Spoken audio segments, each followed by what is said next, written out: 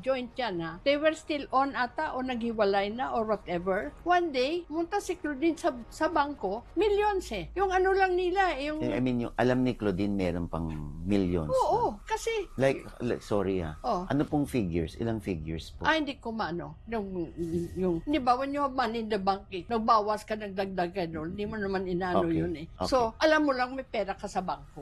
So, When she went there to withdraw, hindi naman niya withdraw lahat eh. Pagdating niya, ay ma'am, sandali lang ha.